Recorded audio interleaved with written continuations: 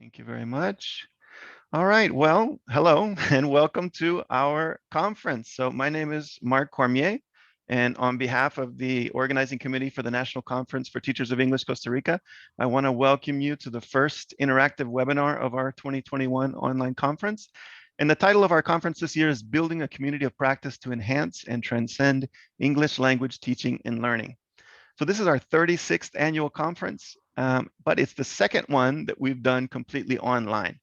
The one that we did last year in June, we were a little scared about how it was going to go, but it was awesome. It was a great success. We had over 1,000 participants over the 4 days, and they were from many different countries and many regions in Costa Rica. So we never have that kind of diversity and impact in our face-to-face events. So it was such a great success last year. And we know that this year is going to be great as well. We have 23 speakers, 24 different webinars, but 23 speakers from 7 different countries. And we have participants from all over Costa Rica and many other countries. And we're going to get started right away. But before we start with our first workshop, we want to share a couple of important messages with you. So I first want to introduce the head of the organizing committee, Mrs. Lily Sevilla.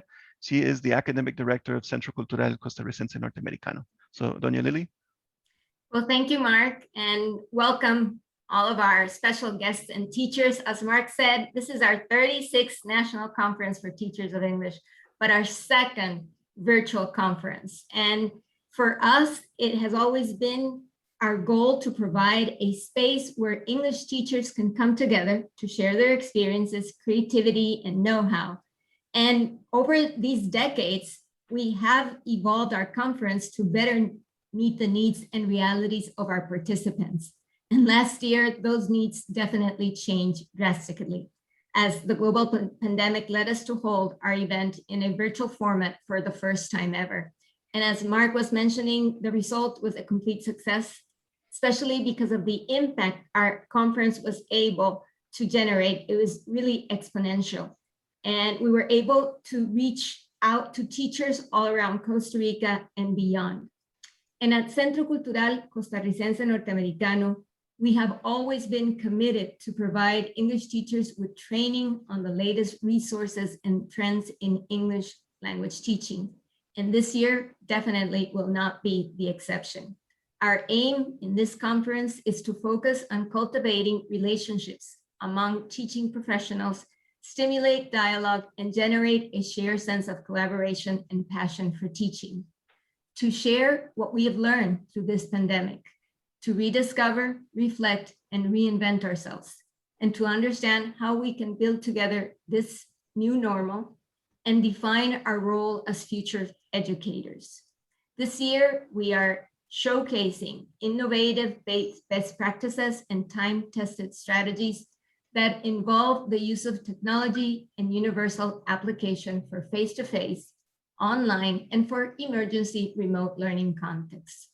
We are honored and greatly thankful to be able to provide an impressive lineup of renowned international and national experts. But this event could not be possible without the unconditional support from the U.S. Embassy in Costa Rica, the Ministry of Education, who have been our valuable partners for 36 years. And we also want to thank our special friends, our partners from National Geographic Learning, for their unconditional support to bring excellence to our conference.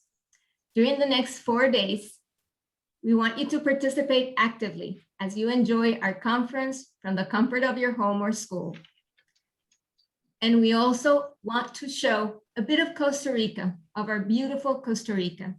So in order for us to bring Costa Rica to you, we have partnered with a Costa Rican film and documentary producer, Mauricio Cortez, who is also the co-founder of the nonprofit 5-Minute Beach Cleanup Foundation, which is a very inspiring project that we also invite you to be an active community member. And to finish, I would like to just say that more than ever, teachers now play a pivotal role in the lives of students. And we truly thank you for investing your time in this learning process, in this professional development effort. We hope that through this conference, you will be inspired and supported to continue making a difference to your students. On behalf of Centro Cultural Costarricense and a heartfelt wish for your health and safety, we want you to enjoy this National Conference for Teachers of English 2021. Thank you. Thank you, Doña Lily. And as she was mentioning, we have some strategic partners in the Ministry of Public Education and the U.S. Embassy here in Costa Rica. And we have a few messages from them that we would like to share. So we were going to first hear from Addie Schroeder. She is the Public Affairs Officer at the U.S. Embassy in San Jose. And so we have this brief message from her. Dear guest speakers, English teachers from Costa Rica and from neighboring countries, I am so pleased and honored to be with you today for the second virtual National Conference for Teachers of English. Congratulations to the dedicated staff of the Centro Cultural who worked hard to organize this important virtual event, to continue the NCTE's strong mission of bringing English teaching professionals together, to reflect on the challenges we face today in order to build a better tomorrow. The pandemic has impacted us all. With the many challenges, there have also been opportunities, including the ability to connect with counterparts across Costa Rica and the United States through virtual forums like this one. As we work to emerge stronger from this pandemic, it's important to provide teachers with support, resources, and training that will help the students move to the next level. To you, the teachers, you have worked tirelessly to deliver in-person and remote learning to your students during this past year. Despite the overwhelming challenges, today you gather here to join these webinars and continue learning. Congratulations on your continued investment in your professional development. We at the U.S. Embassy recognize the impact you have on your students' learning when you are equipped with the newest tools in English language learning. We work closely with the Ministry of Education, the Centro Cultural, and other partners to bring you these tools. Just in the last 3 years, the Embassy has facilitated professional development for nearly 6,000 teachers with English teaching specialists. Today, I hope you take advantage of the opportunity to learn from 5 U.S. experts that will share best practices. The U.S. Embassy will continue to work with our partners to ensure that Costa Rica continues to improve English instruction for all. We support you as positive role models and as agents of change, guiding students, instilling a desire for learning, and inspiring them to improve their English skills so they have better job opportunities and they help increase the prosperity of this beautiful country. As I finish the last weeks of my assignment here at the U.S. Embassy in San Jose, I am proud of our work to improve the quality of English teaching in Costa Rica, and in particular to help mitigate the negative impact of COVID-19 by supporting virtual programs like this one. I wish you all a very successful conference, and I hope that at the end of these sessions, you'll feel part of a larger community of practice that enriches your professional knowledge. Thank you, and best wishes. So our thanks to Addie Schroeder there at the U.S. Embassy. And we're going to hear another message from Manuel Rojas Mata. He is the National Coordinator of the Alliance for Bilingualism at the Ministry of Public Education. Hello, everyone. My name is Manolo Rojas, and I am the National Coordinator of the Alliance for Bilingualism at the Ministry of Public Education. I'm very excited and honored to be able to share with you today that the National Conference for Teachers of English officially opens. First of all, I want to thank Centro Cultural, the U.S. Embassy, Ministry of Public Education, Organizing Committee for making this initiative possible. A warm greeting for our special guests who are world-renowned luminaries in terms of language teaching and learning, international and national presenters, and dear teachers. The National Conference is a valuable opportunity for professional development. We are social agents and we learn through interaction. In this sense, creating learning communities to improve teachers and students' opportunities in the learning process of a second language is essential.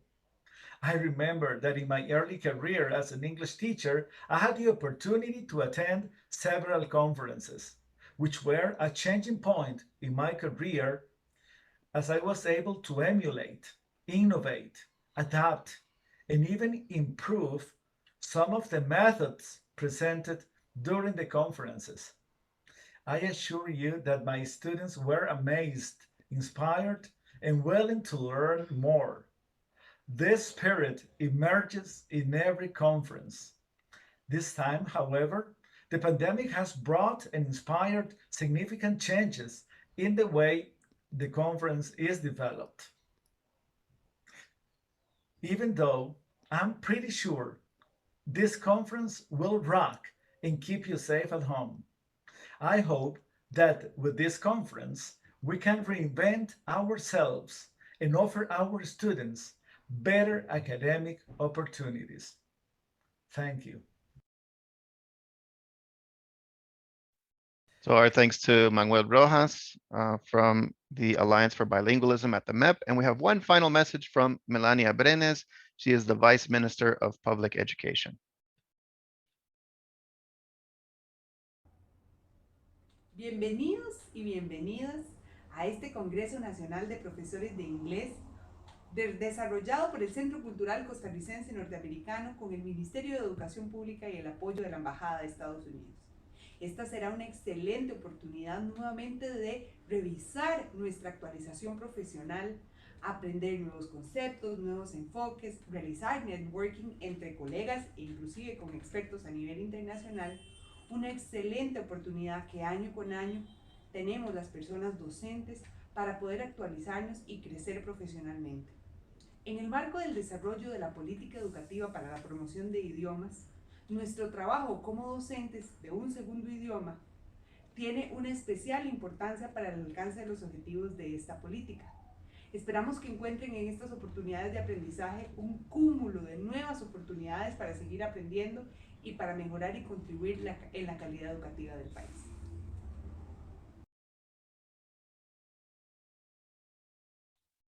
So our thanks there to the Vice Minister of Public Education. So that's enough of the formalities. It's time to get down to business. So I just want to explain the logistics of the sessions that we'll be having over these 4 days. We're always going to have you muted by default just because we're going to be a large audience. So feel free to communicate via the chat. But there will be mini sessions in the future in which we do breakout room activities. So you'll have a chance to interact with people. We're not going to do that in our first session today. But we also are going to have Q&As at the end of each of our sessions, and you'll be able to interact with the speaker if you like by opening your microphone at that time as well. Okay. If you have any technical problems, we have a troubleshooter on staff, and you can find him or her because they have their name labeled troubleshooter. So when you look in the participants, you will see them there, and you can write them a message directly if you're having a technical issue. Okay, and feel free to keep writing comments and questions in the chat as the presentation goes on. So without further ado, it's my pleasure to introduce our first speaker of the 2021 conference, Aziz Abu Sera. He is a National Geographic explorer and a cultural educator, as well as a TED Fellow. He is the co-founder of Mejdi Tours, a social enterprise focused on introducing multi-narrative cultural education and responsible business practices to the travel industry. The company aims to redefine the meaning of travel, and it has been recognized by the UN World Tourism Organization, the UN Alliance of Civilizations, and BMW Group for its innovations in travel and education. In the past, Aziz has also served as the executive director of the Center for World Religions, Diplomacy, and Conflict Resolution at George Mason University. And he was the chairman of the joint Israeli-Palestinian organization, the Bereaved Families Forum. Aziz has co-produced and hosted the National Geographic web series Conflict Zone, and he has published articles in the New York Times, Haaretz, and others, and he frequently provides expert analysis for television programs such as Al Jazeera, CNN, and Fox. Aziz has been named one of the 500 most influential Muslims by the Royal Islamic Strategic Studies Center 6 times. And his recent book, Crossing Boundaries, A Traveler's Guide to World Peace by BNK is available now. So here to speak with us this morning with the presentation, Revolutionizing Education, Building Peace in a Divided World, please welcome Aziz Abu Sarah. Thank you, Mark. Appreciate this introduction. And I'm going to just take 1 second to share my screen. And hopefully y'all can see it. Oh, no, here we go. I actually started my presentation from the end. This is not a good beginning. You'd think with all the amount of time I've spent doing online stuff, I would have mastered it by now. Instead, I start on the wrong slide. Well, thank you so much for having me with you. I'm joining you here from the US. I actually just came back from Jerusalem a week ago. And I'm happy to be with you to talk about education and the role of education in divided worlds. And this is for me a really important topic because I have experienced myself what does it mean to grow up in a world that is divided. I grew up in Jerusalem, in the Middle East. If you are following the news right now, you know how problematic the least can be said about that region right now, how divided it is. And it wouldn't shock you to know that education plays a role in that division. But just because education plays a role in that divided world, it also plays a role in how it can revolutionize education and bring people together. In the last 20 years, I have worked in countries literally all over the world. I've worked in places from Afghanistan to Colombia to Syria. And wherever I've worked in about 60 countries, and wherever I've gone, I found similar things we can learn about how we can use education to bring people together. I saw the same stories happening again and again. Yes, there are differences in each country, and there are things that maybe not exactly the same why we are divided. But there are so many things that we can learn from each other.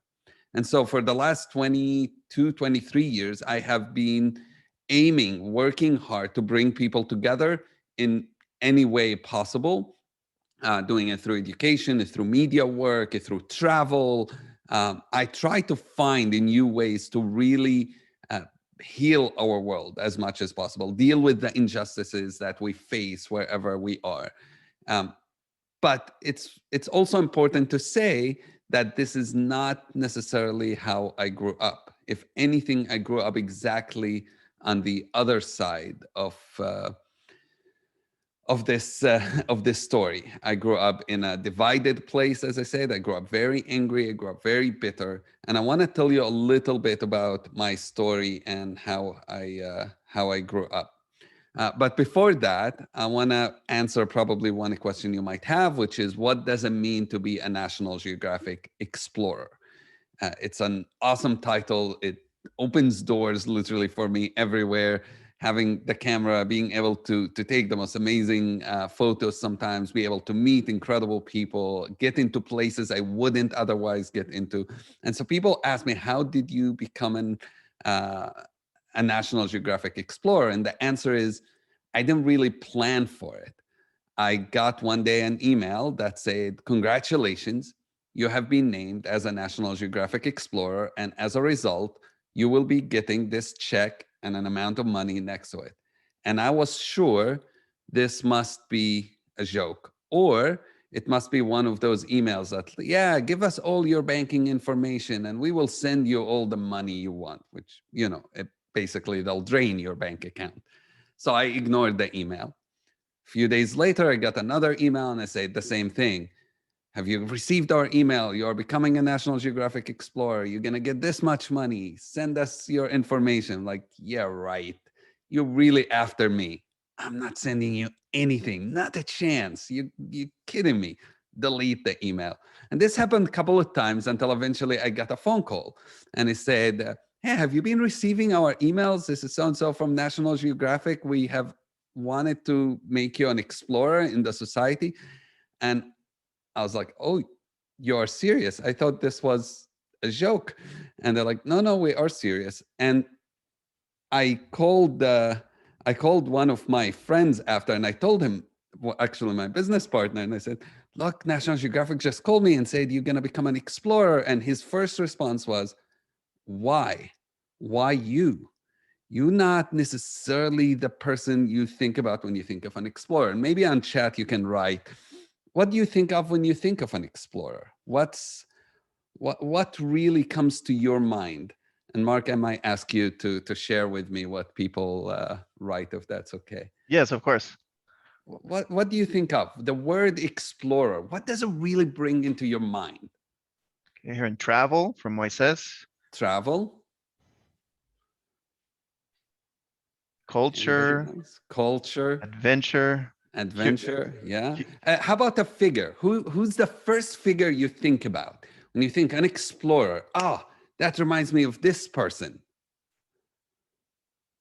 hmm, Who comes to Indiana Jones. Indiana Jones, right? That's the first person you probably think about. Or if you are a younger generation, you think maybe Dora the Explorer or something like that. These are the figures you think about when you think an explorer. And so when I became an explorer, I was working at a university. I was directing that Center for Conflict Resolution. I was working with the students. And so when we got that message, my business partner said, what are you exploring? Are you exploring the fridge in our faculty lounge looking for old sandwiches that might be ancient, which they do exist? Because when we think of exploration, this is not the image we think about, is it? This is an image of me and another colleague sitting with a group of students and talking to them, speaking about different issues we face in the world. We don't think of education as an exploration. And I want to challenge you to maybe rethink that. Rethink what exploration really means, because exploration isn't necessarily just about travel, photography, and culture. It's about pushing our minds to look for something new. It's about gaining new information, going to a new frontier, learning something we have not known before. What a better place to do that in a classroom.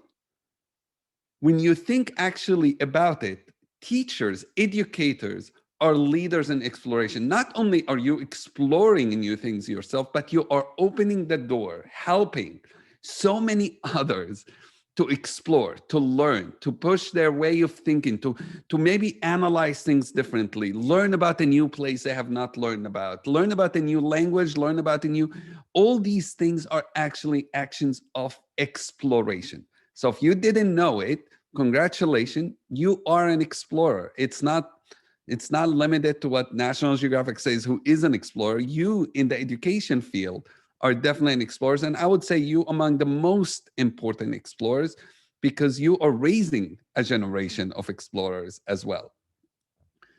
So I told you I'll start with my own story and how I didn't grew up as somebody who believed in peace, bringing people together, working in this divided world we live in. If anything, I grew up exactly on the opposite side of this. And partially by growing in Jerusalem, it's just the reality around you makes that a possibility. This is a house right next to where I live, and it was demolished. And kids would come and play around it. This is a normal scene for growing up in Jerusalem. This is me as a little kid back in the days when I used to be still a good looking boy. And I'm the youngest of seven. The youngest kid in our family by 9 years. My family have stopped having kids, my parents, and then I showed up. I'm what they call the oops child, I guess. That wasn't planned on, and then oops. Being the youngest of seven, being the youngest in the family, meant also my parents weren't so much the ones who took care of me. It was my older brother, Taysir, who took care of me. And that's us together because, my mom has already raised 6 other kids and they all wanted to play with me. I was literally the doll in the family. And my older brother, Taysir, is the one who took me around, took me to everywhere. And so we built very, very close relationship. And I got involved in conflict in Israel, Palestine very, very early. As I said, if you're following the news, it's a dividing topic around the world. But when you're a kid, you get involved, especially if you are there without even knowing that you are getting involved. Uh, when I was maybe 7 or 8 watching television, seeing people throwing rocks, I thought throwing rocks sounds a fun thing because this is literally where I lived. There was nothing. No, you can tell from the area. Our roads were not paved. It was a very poor area, no playgrounds, no community centers. And so I saw the throwing rocks and I thought, finally, some good idea, something fun I can do. And I went down to the streets and started throwing rocks with a couple of other 7-year-old kids. We didn't know who's Arab and who's Jewish. We didn't care really. We just thought it was fun. We ended up throwing rocks at our neighbors instead of, throwing rocks at the other. And the problem with throwing rocks at your neighbors, they do know where you live. And so they showed up and we got disciplined that evening by our parents. So we knew if you're going to throw rocks, you throw rocks at people who don't know where you live. And that would be the Israelis in this case. And so we did. And for a few times, it seemed fun. We never really hit anything until we eventually did. And it was a bus and it stopped and a guy came back and shot at us. And I was maybe 8 years old when that happened. And it's very hard to forget being shot at when you're 8 years old. You think you're invincible, but you also get traumatized. Later on, my mom told me, later on, I went to school and I remember coming back home and telling my mom that I decided to quit school. You can imagine again, an 8-year-old coming home saying, I want to quit school. And my mom said, yeah, no, you can't quit school. I'm like, look, I figured it out. I thought about this and it's not worth it. This whole school thing is just not worth it.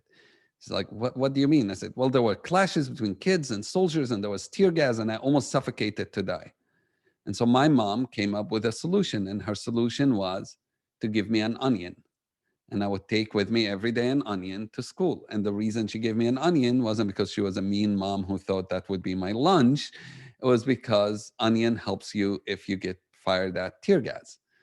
And that's how I grew up. So I grew up very angry, very bitter because of those things. And mostly because Taysir, who you see in this photo, was arrested when he was 18 years old from our home on suspicion of throwing rocks, beaten up by soldiers, which soon after his release from prison, we took him to a hospital. He had internal injuries due to the beatings he received and ended up dying in the hospital soon after his release. He was 19 years old at that time.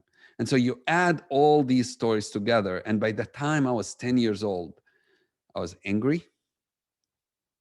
I was bitter. And I felt that there was no other direction than revenge.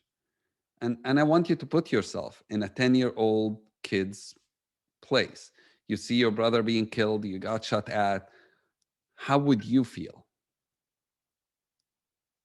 To me, it felt like if I just walk to you, Lily, and I go, bam, and I punch you right in the face, what would be your natural response if I do that? What would you do?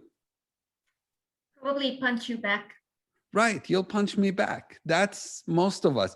Very few of us, if we honest, we would say something else. Maybe a couple would go, you know what you should do? You should take a few steps back and think about it logically when somebody punches you in the face. Most of us don't do that. Most of us, if somebody hits me, I want to hit them back. And that's exactly how I felt when my brother was killed. And that's how I lived for the next 8 years. Literally, my only mission was about punching back, was about revenge, was about how do I make people who killed my brother pay the price. But I didn't know really who killed my brother. So it was all of them, everybody in Israel in my mind. And that's what I did until I was 18 years old. When I was 18 years old, I realized I had a big problem. I refused in my high school to learn Hebrew. If you live in Jerusalem, you don't speak Hebrew, it's a big problem. You're not going to go to college, you're not going to work, you're not going to really get going in life. Success would be extremely limited for you. And I started looking for the best place to learn Hebrew. If you are a Costa Rican Jew and you decide to emigrate to Israel, you would be sent to an institute called Ulpan, which is where Jewish immigrants to Israel learn Hebrew. And I understood that is the best place for me to learn the language. So I signed up It was about 20 minutes walk from my house. Now, here's what's amazing. I lived in Jerusalem. I've never, until that point, have met somebody from the other side, as in the sense of sitting down, talking, maybe drinking coffee together. This was the first time I was really crossing to the other side, and it was 20 minutes walk. And yet we were so divided in that one, one city, one neighborhood, literally. We were so divided, not necessarily just by the wall you see here. Our division was much, this wall doesn't exist in Jerusalem, it exists in the West Bank. But our division was much more than just physical walls. It was walls here and walls here. Walls of ignorance, walls of fear, and walls of hatred. These are much more powerful walls because we lived right next to each other. We could cross at any point, and yet we chose not to. And I remember walking into my classroom, sitting like this. I know you probably get students like that, sitting like this and going, I'm here to learn the language, but I don't want to talk to anyone. I'm not here to make any friends, which you learn very quickly. If you want to learn a language, you can't not talk to anyone. That just doesn't work. The whole aspect of learning a language is about us talking to each other, conversating. And this moment was a life-changing moment for me. Because on my first day, my Israeli Jewish Hebrew teacher walked to me and welcomed me in Arabic. And that gesture of her saying, hello, welcome in Arabic was just shocking for me. Because to me, even though it was so small, it was the first time I got recognized by somebody from the other side as a human being, somebody who recognized me who I was. And then that teacher did just unbelievable stuff in that classroom. She understood that teaching a language is not about teaching us just how to talk in that language. It's teaching us how to understand each other, how to communicate with each other, how to know where everyone is coming from, how to communicate our own stories, and understand the culture behind also each other, not just the language we're learning, to be able to communicate each other's culture. And we had Jewish students from the US, from Russia, from Europe, and we sitting together, and I was the only Palestinian Arab in that classroom, and with an Israeli teacher, and we were learning so much about each other. She had me bring music, Arabic music, and we would sit together and we would translate it to Hebrew, me and her, and then we will play it to the students and learn a little bit of belly dancing. And then she would do, other students will bring music from Russia, bring music from the US, and we'll do the same thing. We would talk about really serious issues, which took a while until we learned enough Hebrew. But she also built relationship in between us as students that would never have been possible without her doing that. And suddenly I found myself going from identifying everyone who's the other as my enemy to actually connecting with those people, to understanding that our divisions are not as deep as I thought they were. And the way we were able to do that is by stepping out of our comfort zone. That's what our teacher did, and that's what we as students did. We were not afraid to tackle topics that maybe were too difficult. At that time, I remember there was an election in Israel, and she had us talk about that election. She never showed us what her views necessarily were, but she gave us a place to be able to talk. How do you have this kind of conversation? How do you talk about things that maybe are difficult? And by her modeling for us that, it ended up creating relationships that I still, 23 years later, still have today because of what the teacher was able to do. Not only relationships that they have, but skills that I have used through my career. Everything I would argue I've done ever since, I owe to this one teacher who have helped me change my way of thinking, helped me understand that when I was 10 years old and my brother was killed, I felt that I had no choice. I felt that if somebody kills your brother, you have to hate, you have to be angry, you have to seek revenge. And I learned in that classroom, and because of that teacher, that that's not true. You can't decide what other people do. If they decide to kill, that's their choice. If they decide to hate, that's their choice. But you can always decide how to respond. And by responding with anger, by responding with hatred, with bitterness, I was being a slave to the person who killed my brother. I was not actually being free myself. And realizing that, understanding that was such a redeeming thing, because I didn't want to be a slave to the person who killed my brother. And let me say something really important. Being angry and being bitter isn't just about how you hurt other people. It hurts you yourself from within. It drains you. It makes you empty from inside. And I didn't want to be that anymore. And that I learned in a classroom, in a language classroom, which is maybe not what people sign up to a language classroom for. But for me, that was a place my whole life took a turn. And when often I worked in a university, as I said, and there were moments I felt that, does my work really matter? Do I make a change? Do I make an influence? And I have to remember stories like this, my own story, to remember that a teacher has changed my life.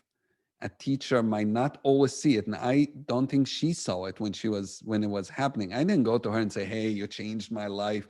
It didn't happen then. But that teacher did make that impact on me.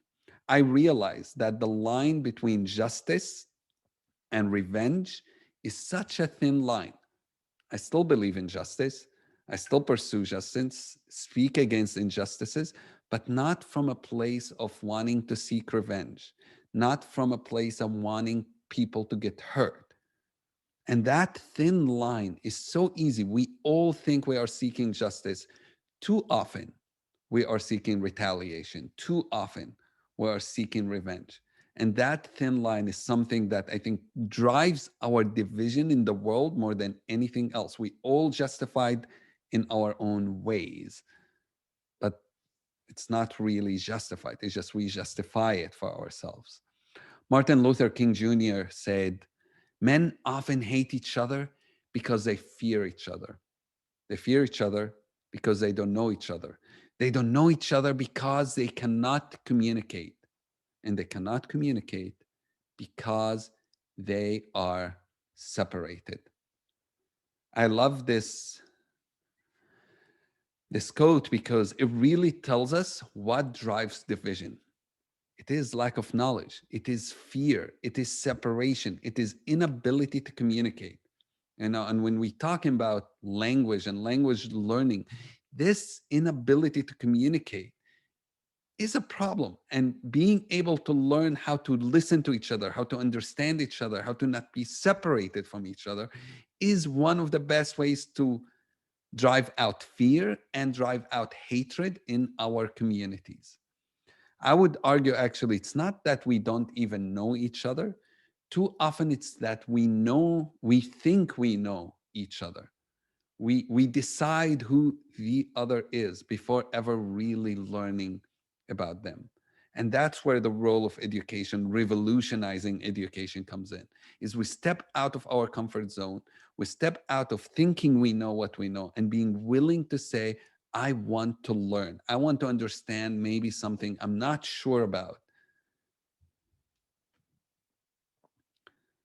And one of the best ways to do that, to revolutionize education, is to challenge stereotypes.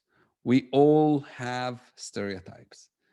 I love a story I heard from Betty Williams, who is a Nobel Peace Laureate from Ireland. And she talked about bringing Irish and Catholic kids together to study. And this was in the midst of the conflict there. And she said when she brought them together, these kids, Catholic and Protestants, still kept seeing the world as Catholics or Protestants. And so she decided to bring a Buddhist monk to speak to the kids because she thought they need to see that the world is bigger. It's bigger than just Catholics and Protestants. There are also Buddhists in the world. So she did. And the Buddhist monk came and he did an awesome talk about Buddhism and what it is and what it's like. And then he left. And she asked him how it was. And they said, it was fantastic. It was very good. They spoke with an Irish accent, so it sounded much better than I'm saying it. And then they said, but there's one thing we couldn't understand. This Buddhist monk, is he Catholic or Protestant? And I love this story because it shows stereotypes are deep in our minds and hearts. And revolutionizing education takes us to continuously challenging those stereotypes that we have. I'm gonna tell you here one story how stereotypes continue for a long time and divisions can continue for a long time. This is a photo I took in Mostar in Bosnia, one of the most charming places you can visit. And this is a place that is extremely divided, where people have so much stereotypes of each other and not willing, in many cases, to cross that bridge. On one side of this town, you have Croats, Catholics. On the other side of this bridge, you have Bosniak Muslims. And even though the war has been over now by almost 27, 28 years, whatever, 26 years, people still have so much stereotypes against each other that they're not willing to cross the bridge. I was there last year. Oh, the year before. I don't count the COVID year. So I was there 2018, meeting with some people. And I remember calling somebody and say, hey, would you like to meet us in this restaurant? He said, I'm sorry, I can't come to that restaurant. So why not? You don't like the food here? Should we move? And he said, no, it's in the wrong part of town. I don't cross to that part of town. And those divisions exist. I asked about education there, and they said, yeah, they go to the same school, the kids. However, half of the school is for the Bosniaks, half of the school is for the Croats.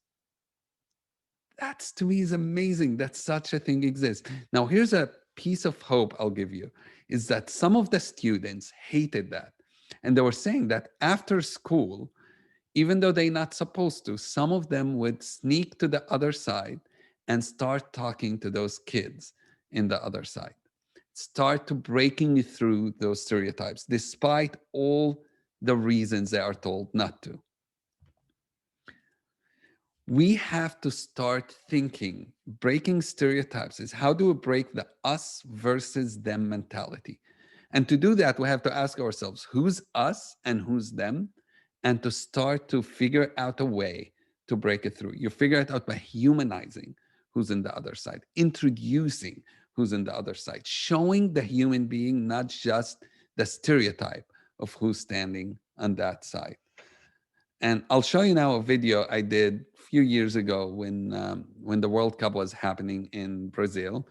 And it's a video of talking about how sports here was a way to do it. But there are many other ways. Sports is just one. And a project I did in Israel and Palestine where I brought Jewish and Arab kids to play football together. And I was looking for ways to get people, kids in this case, to overcome their stereotypes by meeting the other and seeing their identity beyond Arab and Jewish. We all have many identities, not only one. Your identity of your ethnicity, your identity of your country, of your gender, of your hobbies, there are so many things. The music you might listen to, what is it that you like to read? We have so many identities we connect with, but too often we minimize each other when we stereotype them into one thing that might be the one thing we are afraid of. So I'll show you. Let me play the video. What makes soccer loved all over the world is that it doesn't need any infrastructures. It doesn't need language abilities. Anybody can play it. All you need is just a ball. And so everywhere in the world, people play soccer. Everywhere in the world, they love soccer. My name is Aziz. I'm a cultural educator and a peacemaker, and I'm here in Rio de Janeiro in Brazil. I came here to watch the World Cup matches, but also to learn about this country and meet new people and make new friendships. Growing up, to me, soccer was as much part of my life as eating and drinking and going to school. I played soccer every day. I watched every match possible. It was something that took us out of the reality of the Middle East into a whole different world. In Israel and Palestine, I work with Israeli and Palestinian kids, bringing them together to play together in the same team, not Israelis versus Palestinians, but actually mixing the teams together.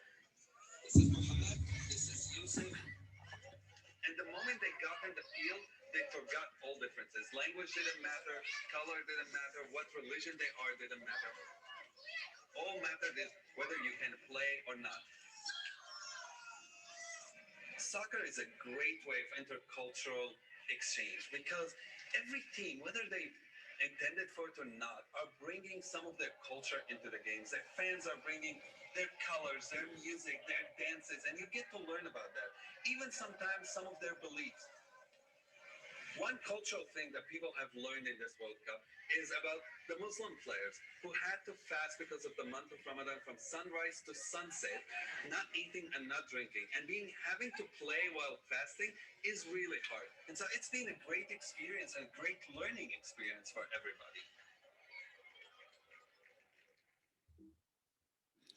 Now, when we worked on this video, I talked to the Jewish kids and to the Arab kids, and I was saying, we're gonna play soccer together, and they all went, yeah, we'll play soccer together, the Arabs versus the Jews. I said, well, the whole idea is to mix you together. And they said, no, we want to play one against the other.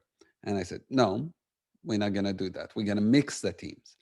And in the beginning, these kids objected.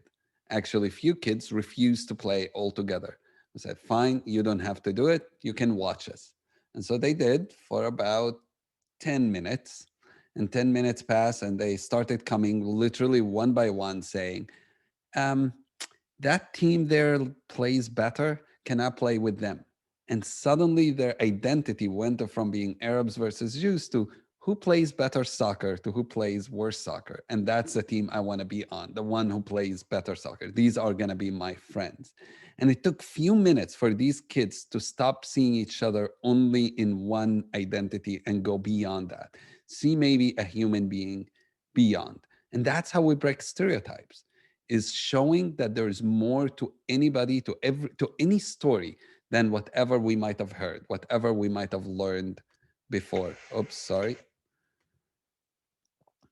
Badra Gutuma, who's one of my favorite poets, he's an Irish poet, says, when I was a child, I learned to count to 5. 1, 2, 3, 4, 5. But these days, I've been counting lives. One life, one life, one life, one life. Because each time is the first time that that life has been taken. I love that because that's what learning is about. Learning 1, 2, 3, 4, 5 is one thing, but he's saying we have to relearn and look at people as lives, as humans. And it is a harder learning to do. You start counting people as lives, as people, not just as numbers. I'll give you a few amazing examples. This is one of the people I truly admire. His name is Robbie Damlin. I worked together with her. Mark mentioned in my introduction that I chaired an organization called Bereaved Families Forum. And that organization, what it did is bring people who lost family members in the conflict, like myself, and make them work together. But not only Palestinians, it brings both Palestinians and Israelis. So Roby's a Jewish Israeli woman whose son was a soldier and was killed by a Palestinian. She joined that organization. And one of the projects we worked on was blood donations, where we had Israelis donate blood for Palestinians and Palestinians donate blood for Israelis. And it was a major story in the media because it upset somehow a lot of media people who said, how could you give your blood to the enemy? And our response was, it's better to give your blood to somebody who needs it than to split in the ground for nothing. But that's breaking stereotype. The stereotype is Arabs and Jews could never give a blood for each other, never help each other, never support each other. Definitely not a woman whose son was killed by Palestinians and not a man, myself, whose brother was killed by Israelis. Can these two come together to do such a thing? There's one of the last interviews with Stephen Hawkins before he passed away. He was asked about the greatest threat to humanity. And he said, the human failing I would most like to correct is aggression. And that's how we do that. You correct aggression by helping people overcoming those stereotypes. I want you to look at these two men here. What do you see? You can give me, you can type some answer and maybe Mark can read them for me. What do you see? Do you see enemies? Do you see friends? Do you see, what does this photo of these two men tell you?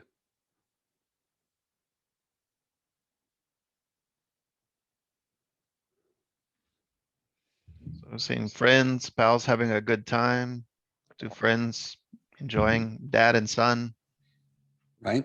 happy So, people. so here's what's amazing. These men used to be the biggest enemies possible. Rami on the right was a soldier. Bassam on the left was a Palestinian fighter who fought against Israelis.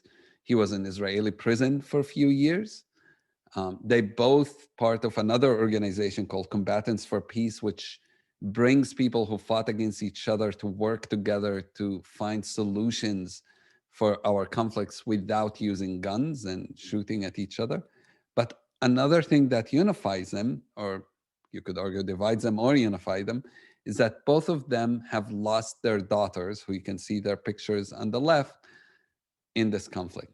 Abir Aramin, 10 years old, killed by an Israeli soldier who shot her. Smadar El Hanan, she was 14 years old, and she was 14 years old. She was killed by suicide bombing, by a Palestinian suicide bomber.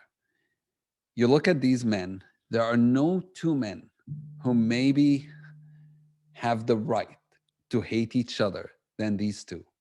And yet you look at this photo and you can't spot a one bit of hatred. Both of them are very dear friends of mine.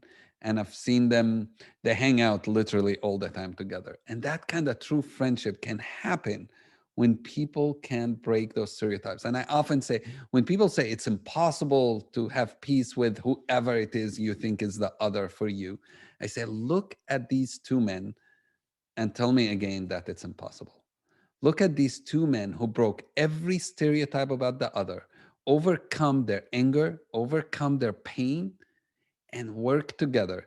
They go into classrooms together. I've joined both of them into classrooms before in Israel and Palestine, telling their story, saying, here's what we've gone through.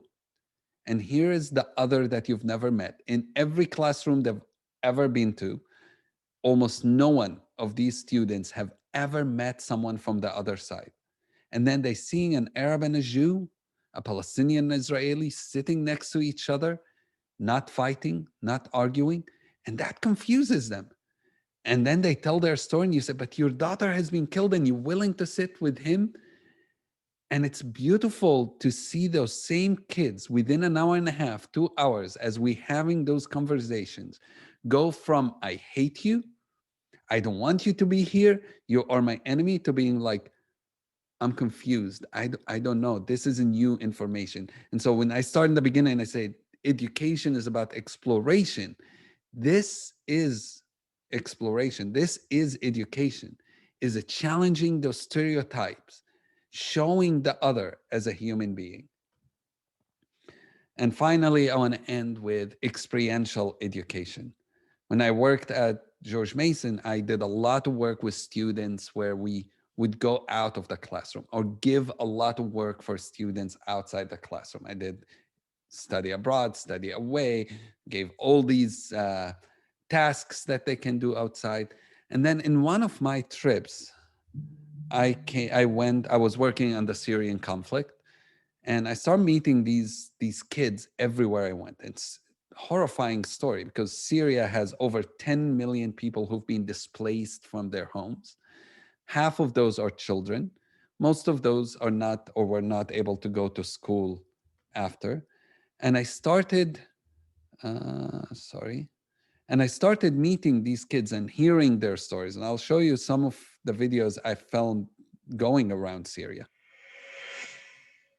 In Syria, thousands of people are dead are displaced. I went there to learn about the conflict and about the thousands of people who lost their lives, their homes, and their families. It's one thing to be following this on the news, but it's another to actually visit the camps and see what the conditions are and bring hope to them and show them that we're here to support them. My name is Aziz. I'm a National Geographic explorer, and I travel the world finding ways to end conflict. In this mission, I'll be visiting refugee camps in Jordan, Syria, and Turkey, and I'll be meeting with refugees who have been affected by this conflict.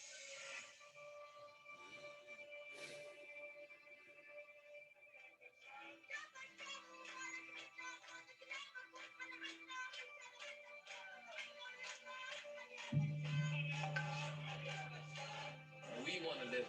None of us wish for 1 second that we were on the front line. And we really love our brothers in Syria. We want them to help us to build our country. اللي طالع 5 اشهر هلا من اول ضربة عيش ضربوها طلعنا من الزحمة. ولادي قتلوا 9 قوام فرتكون. وين هاي الإنسانية؟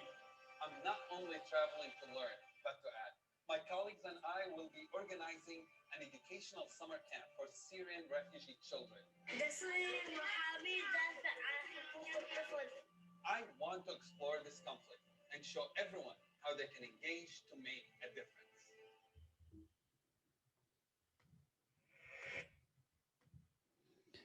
So as I started working there and organizing these summer camps and doing a lot of work, I was in Jordan and I went to a refugee camp called Al-Zatari, which was a new camp at that time. This photo is in 2013. And I met with this kid. He was coming from one of those tents in the back, not smiling at all, very much frowning, unhappy, walking towards me. And as he got closer to me, he started smiling. And the closer he got, the bigger the smile got. And I really enjoyed it. I'm like, oh, look at him. He likes me. That's why he's smiling. This is a good boy. And he kept coming closer and closer and bigger smile. And then he went down and he picked up that thing in his hand. You know what that is? It's a piece of trash. That's what it is. But he was so excited about that piece of trash. He was so happy because look at the place. There's nothing. He had no toys, he had no life, nothing. And when I asked him, how long have you been there? He said, all my life.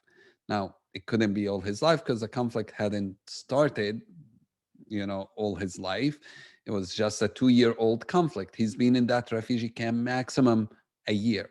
And yet he thinks that's all his life. And I was really heartbroken for him. And I thought, I want to tell this kid's story everywhere. This is what it means to be a refugee. But then after a while, I realized that's not accurate. I wasn't telling his story, I was telling mine. And that's where experiential education comes in. So instead of me telling the story of this kid, I thought, what if they can tell their own story? What if they take those photos instead of me taking their photos? So I went back with National Geographic and brought some of our most amazing photographers like Amy Thompson and Matt Moyer. These are people who their photos are on the covers of National Geographic. Susan Bolton was helping and a few others. And we started working with these kids to teach them how to do photographs themselves. And we wanted them to do photos that tell their story. I said, if you are a refugee, you've lost everything you've ever owned. What is it that you want the world to know about you? One photo that tells your story. What is that photo?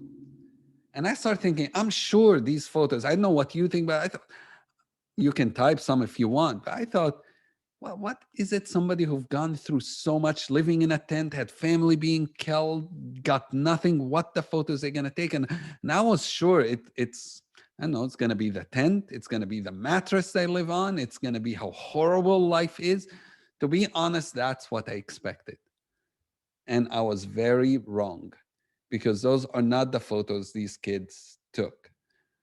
We helped them, by the way, learn framing, learn all the technical stuff, but we wanted them to decide what's the subject of these photos. These are the photos these kids took. Photos of each other their friends, photos of their family, sisters hugging each other. It's not a photo of suffering. It's to me it was amazing. Talking about stereotypes and breaking stereotypes. These kids broke my stereotypes, and I've worked there for years, and I still worked with refugees for many years, and I still had my own stereotypes of what the story they wanted to tell.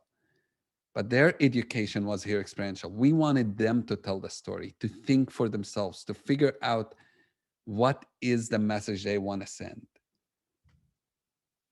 Now, I love this photo and hate this photo at the same time because I got one of those nice fancy cameras. I spent a lot of time learning how to take photographs. And in 2-3 days, these kids were taking better photos than I ever have done because it's meaningful.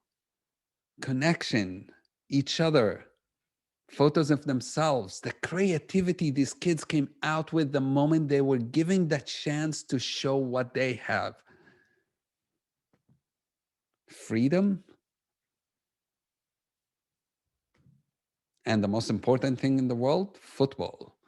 Sorry, I called it earlier soccer in that video because it was aimed toward US people and they don't know what football really is. They call it mistakenly soccer, so forgive me for that. Obviously, it's football. And then I want to end with this story. This is Anwar. She was 14 years old when Amy Thompson took this photo. And with her photo, she wrote this letter. And it's one of the most, I think, powerful things I have ever read. And I'll read it for you. It says, "To whom it may concern." This is often, by the way, "to whom it may concern." This is written in every UNHCR, United Nations Refugees Department, cards. So that's why she's using "to whom it may concern." I read these words I read every day on my UNHCR asylum seeker certificate. I am a Syrian child. The only thing I hope in this world is to wake up from this terrible nightmare and to return to my friends, to return to my life, to return to my home before this war. And if the time goes back, I just want to play with the people who lost their lives, and I will ask them to leave Syria. I never thought that I would live in a tent, but that's all right. I never thought that I would not listen to my English teacher, whom I love so much, in Syria, but that's all right. I never thought that I will not breathe the smells of Syrian fields in summer nights, but that's all right.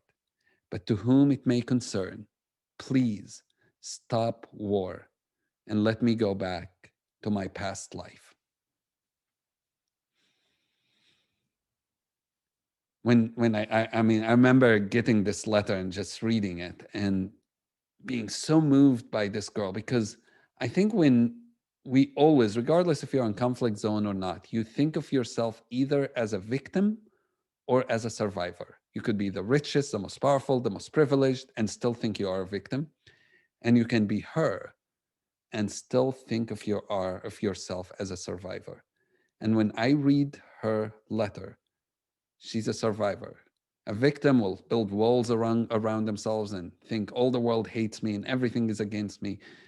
She went the exact opposite. I've stayed in touch with Anwar, actually worked with her on a few projects together. She's in college right now. And it's amazing to see that. But I want you to think of couple of things here. One, her engagement in this project of education that is experimental, that helped her tell her story, has got her to understand what she want to do for the future. She ended up wanting to study to become photographer, journalist, and it's something she's working on. But it also helped her understand herself better. So that's one thing.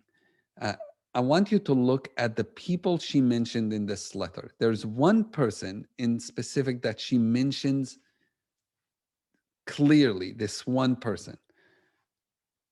Anybody can guess who's that one person she mentions? It's her English teacher. She'll never forget her English teacher who she loves so much in Syria. And I wondered about why, of all people, she mentioned her English teacher.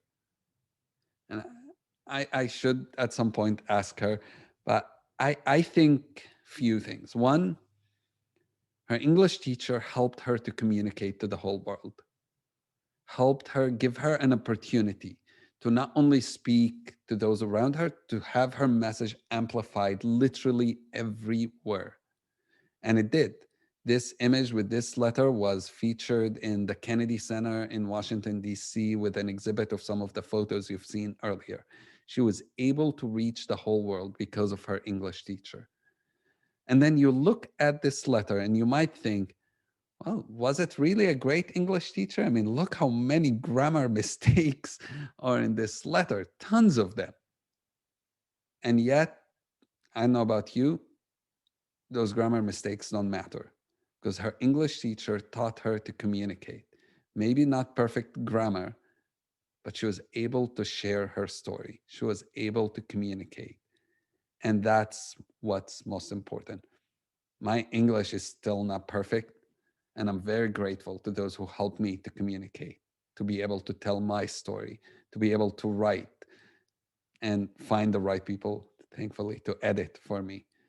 So if you ever feel your work as an educator, I know, maybe is not doing what you think it should, I hope you remember this story. You remember Anwar, and you remember how her teacher has changed her life, how her teacher was the person she loved most, how her teacher had an impact. And years later, when she was in a refugee camp, she still remembered that teacher. And I hope you remember my story. You remember that my teacher has changed my life completely, my educator. So whenever you feel in doubt or you feel, am I really making a difference? These are the stories I hope you can connect with. And I'm happy to take your questions now about any of the things we talked about or didn't talk about. Well, first of all, before we go to the questions, we just want to say thank you so much, Aziz. That was a really powerful message, and what a wonderful way to start off our conference. So we're so grateful to you.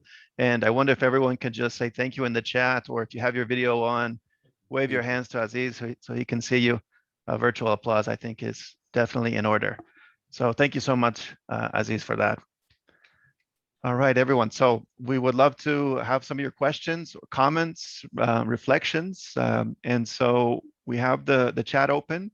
If you would like to address your question to Aziz directly, you can also write in the chat, I would like to say something, and we can allow you to open your microphone as well. While you're deciding on your question, I want to say I've been to Costa Rica a couple of times, loved it.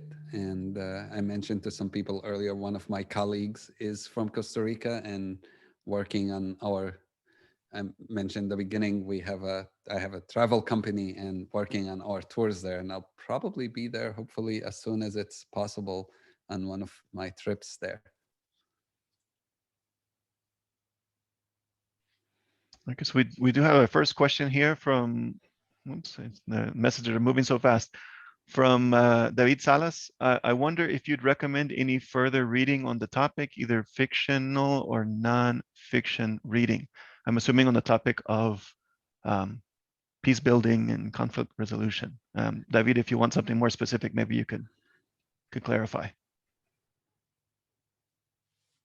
So on peace building, there are many. My goodness, I'll tell you, my favorite author is a guy named Ledrak. Jean-Paul Ledrak is my favorite author when it comes to peace building. It's not really hard. All his books are great. You can find some of his lectures online on YouTube as well.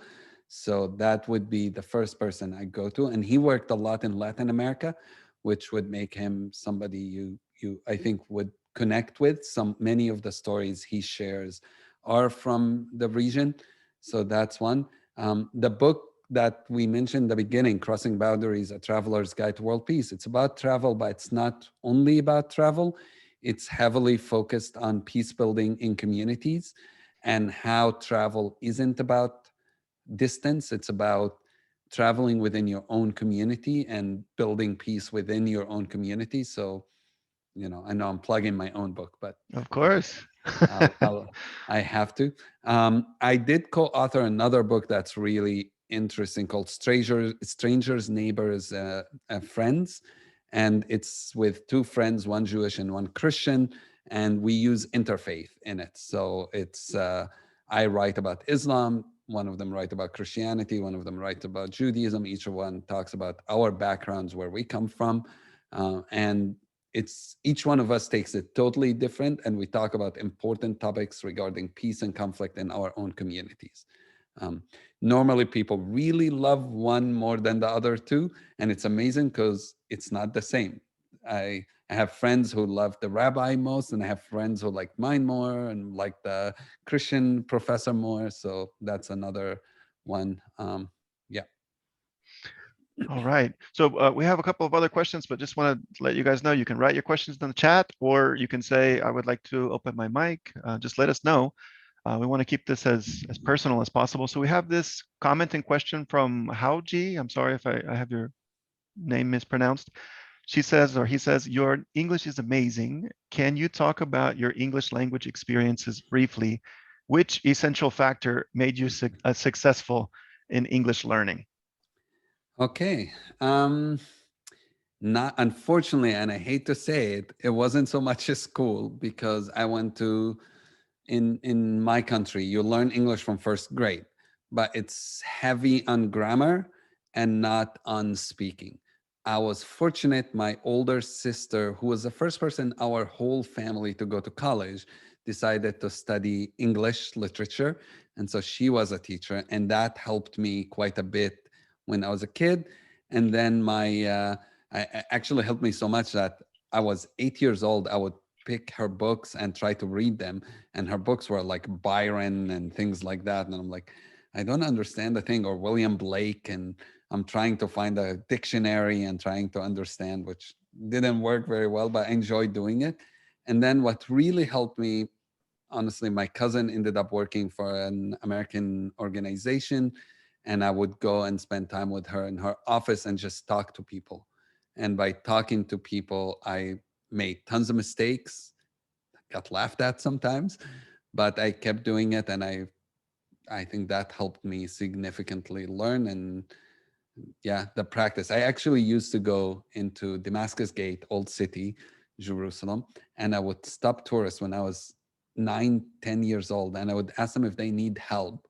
And so I would talk to them in English because I really wanted to learn the language. I didn't know anything. So when they said yes, I couldn't help, but they thought it was cute that I did that. And that helped me a lot, being able to just talk to people wherever it was possible. I know some schools doing that actually now in Vietnam, in both Ho Chi Minh City and Hanoi.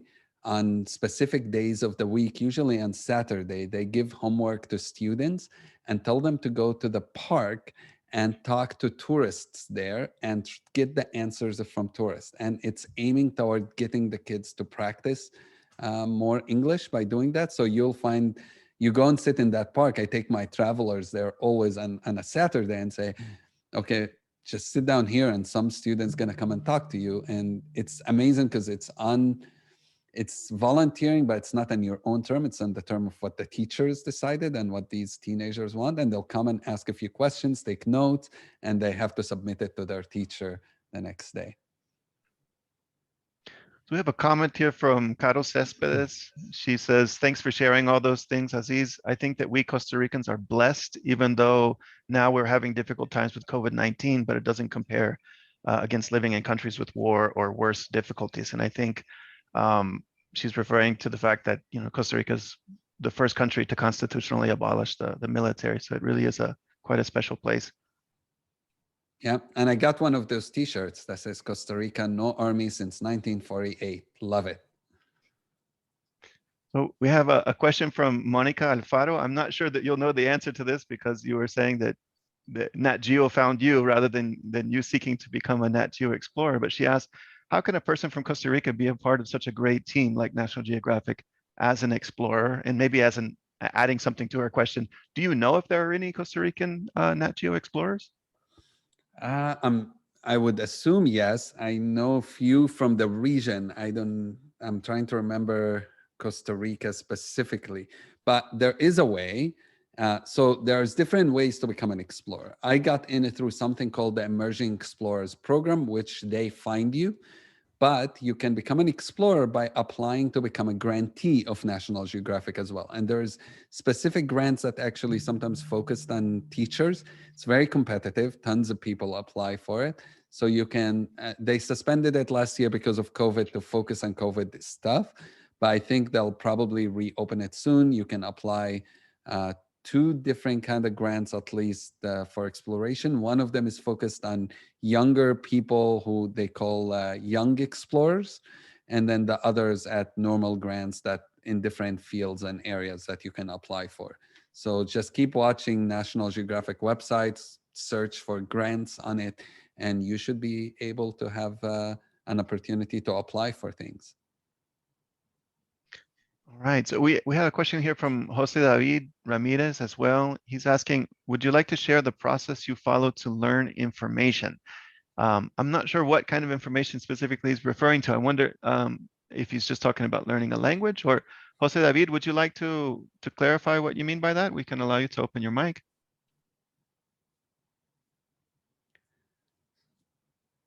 We'll Yes, see. thank you very much, and thank you for letting us be in this conference, and I'm really learning a lot. Well, what I really mean is, I see that you have a lot of knowledge and that you have collected all through your life. And, I am interested in knowing how you get that knowledge or that content to get into your memory and transmit it to others. Whew. You, I'll tell you my strategy of learning. I think I mentioned one thing in the middle. I said, I do believe in stepping out of your comfort zone. The best way to learn knowledge is not to be comfortable. If everything you learn and everything you watch and everything you do is something you agree with, then you're probably not learning enough, because you already know, you already agree. So what's challenging your thinking? What's challenging what you believe in? So I try to always push myself to be in places that are uncomfortable and to read things that I probably know I won't agree with. And I wanted to let it challenge where I stand, what my views are. Even when it comes to news, I don't read news only from outlets I agree with, or news that I think that speaks to what my views are on social issues or political issues. I go on purpose to websites that will challenge everything I believe in on purpose, because I want to know what others believe. And I don't go to just find ways to say, here's why it's wrong. I go to really try to understand where people are coming from. So that's another. Third thing, I find it problematic in the US, for example. If you want to pick a book now to read about Costa Rica, the first book you're going to find is written by somebody who's from the US. And I learned with time to not do that, to try to find local authors, people who are from the place, not a Westerner because I live in the West who will tell me how to read it, not a Costa Rican because you're from Costa Rica if you're reading about the Middle East. Really read from somebody there. So that also makes a difference. And that helps you to expand your way of thinking, because it's not just the information will be different, but the whole way of writing, the whole concept will be different, the whole culture will be different. And I think that helps a lot. Okay, we have another question here from Gilberto Rodriguez. He's saying that here in Costa Rica now and in the past, there are some stereotypes in particular about the native populations. I assume he's referring to the indigenous Costa Rican groups. He's asking kind of what can be done about that, since right now there are some problems with their land, and obviously land issues are always very divisive. And he's saying it also in a great way affects their education. So what can educational centers do to work on that? How can there be greater degrees of educational inclusion? So it's hard for me to answer that just because I don't know enough. And I'm always cautious about speaking about a specific issue before I learned a lot. But I would say the first thing is learning more about what their needs are. One of the problems I've encountered in the many countries I've worked in is people who want to help, but not take time to figure out what the needs of the people who need help are. And so we come in to do something that's not necessarily going to be useful. So that would be the first thing, to reach out, to ask, what can we do to help you? Where are the needs that you have? And that will put you on the right track, and it creates an equity instead of you coming as from the outside saying, let me fix it. I know how to fix it. You coming in saying, I'm here to be your partner, your friend. And that approach makes a huge difference.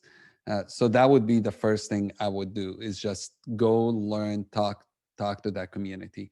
I've done a little bit of work with indigenous communities in Chile, not in Costa Rica. And our approach was going, hearing. And the first thing they wanted is not, here's what we need you to do. It was they wanted to be heard. And so we had to set up some conversations where they wanted to say things to people who lived in that community. They wanted people to understand what they're going through. They wanted people to understand the struggles they've had to endure. And then from there to start thinking about what can be done. Well, we have time for another couple of questions or comments. So don't have any lined up right now, but again, if you'd like to open your mic, anybody here or anybody from Centro Cultural, if you'd like to make a comment, just let us know, just write in the chat and we will. If not, until people do, I Yeah, got a go story ahead. for you. I'm always ready for when there are no questions. Now, I'll tell you one of my favorite stories that I've heard of from an Israeli author named Amos Oz. And his story goes, if you're walking by and you see a building on fire, you got three options of what you should do. Three.